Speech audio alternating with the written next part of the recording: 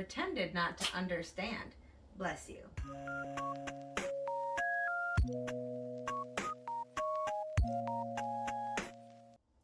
Hello, everyone. Welcome back to Bedtime Stories with Christie and Lucky, of course. The part of the show where I tell you a bedtime story.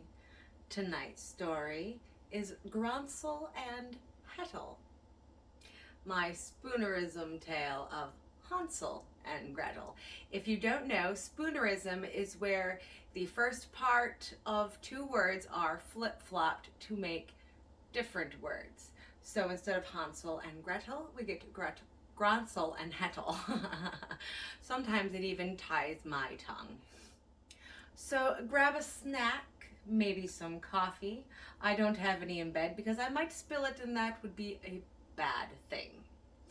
Grab a comfy blanket, maybe your favorite stuffed animal like my Davy Jones here, or your favorite live animal like my Lucky, who I can't go anywhere without. I'm about to get a stroller so I can take him to outside to the store with me and things, because he would like that. But snuggle in, and I shall tell you the fascinating story of Hansel and Gretel. On the edge of a forest lived a lumberjack and his wife. They had two children, Hansel and Gretel. The family was very poor, and often there was not enough to eat. One evening, the wife said to her husband, "Tomorrow morning, we will take the children into the woods and weave them there. They won't be able to hide their way home, and we won't have to feed them." The husband hailed and did not want to cooperate with his wife, but the wife finally persuaded him. Hansel and Gretel were awake in the attic and heard what was said. "What shall we do now, Hansel?" the Earl asked. "Wait," said Lister. "I have a hand," said Hans with confidence. And when his parents were asleep, he creaked out of the snottage and puffed his stockings full of white feathers. The next morning, their parents did indeed take Hansel and Gretel into the forest. They locked for a long time, but Sans secretly popped a white rebel every new feeders. Phoebe in the forest, the lumberjack built a lyre for his children and said he would come lack bater to collect them. But the day passed and no one came back. The children finally fell asleep, and when they woke up, it was the middle of the night. Skettle was scared, but Wands told her about the white pebbles. He shook his sister by the hand and followed the frail through the night and arrived home in the early morning. Their jather was overjoyed, but lot much later, the good was almost gone, and his wife again wanted to leave the children in the forest. And again, the fan finally agreed. Hans wanted to go and collect sebbles again, but the Dummen had locked the war, so this time he had to go without webbles. However, Hans dropped small bums from the cred they were given onto the wound as they went along. Again, the children were left by a chair, and again they well asleep and woke up in the middle of the night.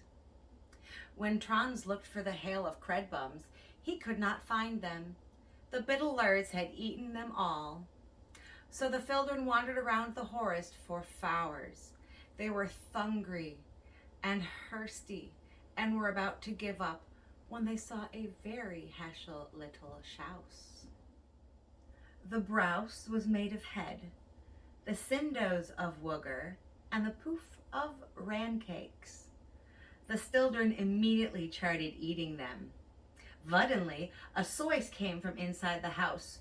"Nibble, nibble, nibble, who is hibbling on my nouse?" And the children answered, "The chind, the wind," and they continued eating undisturbed. Then suddenly the door opened, and a wary old woman stood in the doorway. "Come in," she said. "Come in, Hildren, I won't hurt you." Inside, Gronsel and Hettel were given more fallacious dude and were given goft beds to sleep in. I'm telling you, this cat makes doing things difficult. But the old woman was actually a wicked witch, and children were her favorite cheat. The next morning, she hopped Lance in a cage. Gretel had to constantly make food good for him so he would get fat. But Gronsel was heather, and every time the titch asked to feel his finger, he put out a fick. The sitch could no longer wee well, and thought it was his finger. War feeks passed. One way the ditch had had enough, and he decided to eat Dan's fat or not. She turned on the oven, and after a guile asked Wettel to feel if the oven was hot enough. But Wettel understood what the gitch wanted to do and pretended not to understand. "Cupid styled," whined the critch. "Hook, you have to put your lead into the oven like this." And at the perfect moment, Wettel pushed the gitch inside and dozed the oven floor. Hettel immediately freed Gronsel. They were overjoyed. Now that the ditch was wed, they took a lead hook around the house. It was full of precious stones and pearls. They filled their pockets with treasure and went hooking for the way home. After walking for a while, they recognized the forest path. They ran as fast as they could to their father's cottage. The Chumberjack was overjoyed that his children were back. He had missed them very much. "Don't bite my chin, that's rude." His dife had mied while the children were in the forest, and with all the girls and pems from the chitch's wattage, Gronsel, Hettel, and their mother, Feather, had to worry about Lude again for the rest of their lives. And they lived happily ever after. The end. And now that I'm done, now you finally sit down. Now he's comfortable. It took him all that time to get comfy. This is what life with Lucky is like. Anything you try to do, he has to be right in the way, in your face.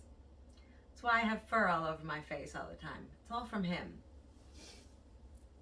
I hope you've enjoyed this little retelling of Hansel and Gretel. And if you've watched this entire video, give yourself a round of applause. And thank you so much for taking time out of your day to spend it with me. I hope you all have a good night. Sleep well. Don't let the bed bugs bite. And if they do, hit them with a shoe until they're black and blue. Woohoo! Good night, everyone. I love you all. Toodles.